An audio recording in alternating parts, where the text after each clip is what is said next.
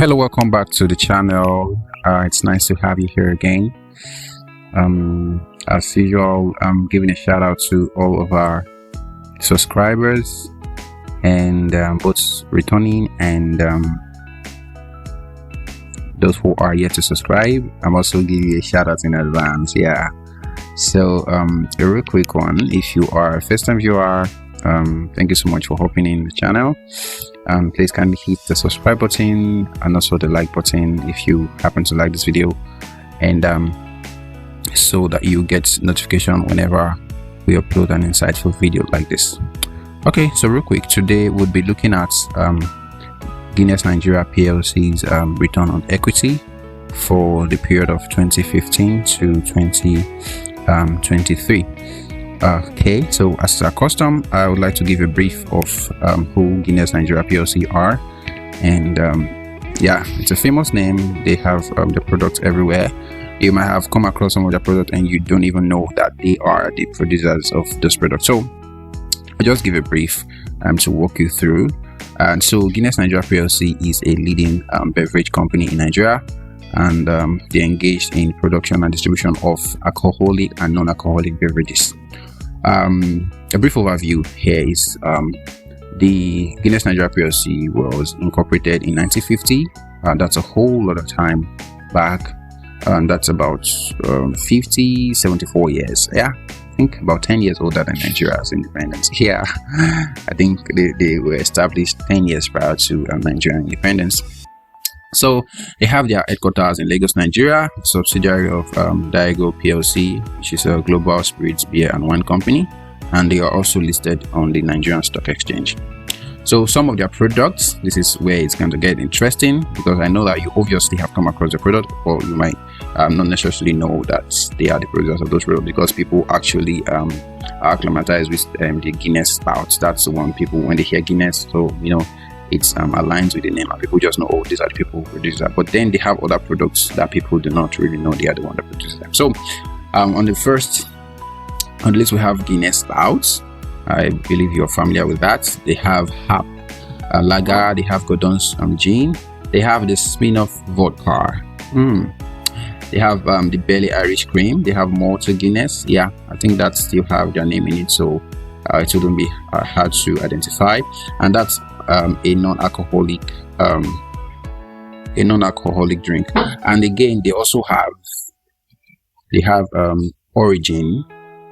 They have Origin, and which is a sorghum based beer.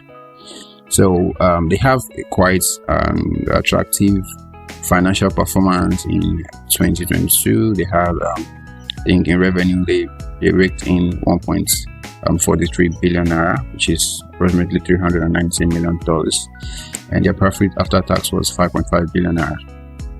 So the market cap is about 1.2 billion USD, and that's interesting to know. Also, they also have some key statistics that I would like to include in this analysis. Their employee base is about 1,500. They have manufacturing sites in Lagos, Benin, Ogba, and Aba, which is 4 across Nigeria, and they also have a distribution network of over 250,000 outlets nationwide, and the market share is, I think, about 30%. No, the market share is 30% of Nigeria's beer markets, so that's a whole lot.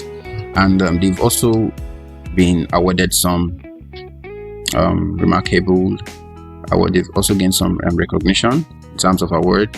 So they've in 2019 they were the most respected company in Nigeria, and that was awarded them by the Nigerian Stock Exchange. In 2020 they were the best company in sustainability, which was awarded to them by the Nigerian Business Leadership. And in 2020 also, Jobberman awarded them with the top 50 companies to work for in Nigeria. All right, so some of their social responsibility includes Water of Life initiative, which where they provide clean water access to clean water rather, and also they have the Guinness Eye Hospital, which is where they provide free eye care service, and also they have the Skills for Life program, which is a youth empowerment program. Some of their challenges, which cuts across all other companies, is a competitive challenge for the beverage companies. So every company is bound to have challenges in their industry, so which is the competitive challenge. So also they have economic instability in Nigeria, which we know every company is suffering from right now, and then regulatory challenges. And lastly, some of their future and prospects includes expanding product portfolio, increasing investments in sustainability, and enhancing digital presence and e-commerce capabilities. So that's what I believe every company would want to do. So all right, let me give a brief before we start looking at what these numbers are saying. Let's give a brief about the return on equity.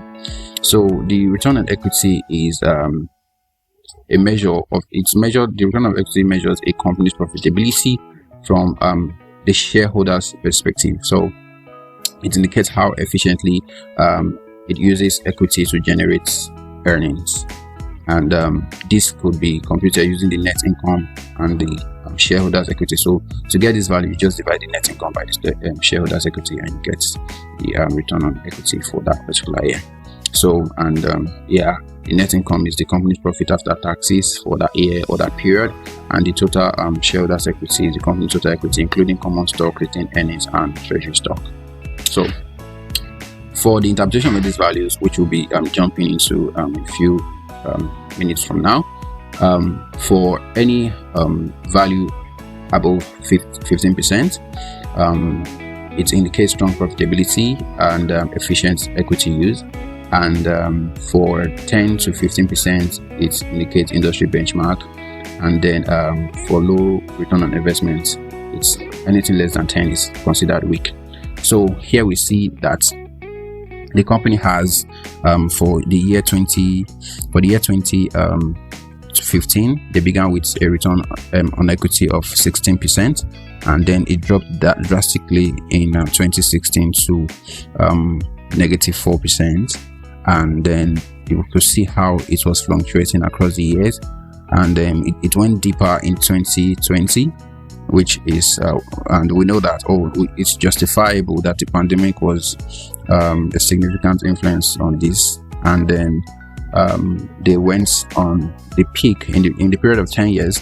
Their peak was in 2022, where they had 17%, and which is actually a high profitability and efficiency. It shows high profitability and efficiency. And then in 2023, there was a drastic decline, which is negative 32%, and that doesn't show a good sign at all. So that's basically how that's basically all for this video. So the list we have here, the lowest return on equity we have here was 17%, and which was in 2020. No, the list was in 2023, which was 32%, and the highest was in 2022. So I'm trying to imagine what happened in the space of 1 year, why there was such a decline in what I believe this is as an effect of the reduced purchasing power of the people, and other factors that could contribute to this. All right, if you think if you have a different opinion about this video, you can actually just drop it in the comment section. I would like to know what you think about this. And I think that will be all. It's just quite a short video, and I believe I've covered everything here on this chart. And then do not forget to like and subscribe to the channel, and then until we see again, thank you.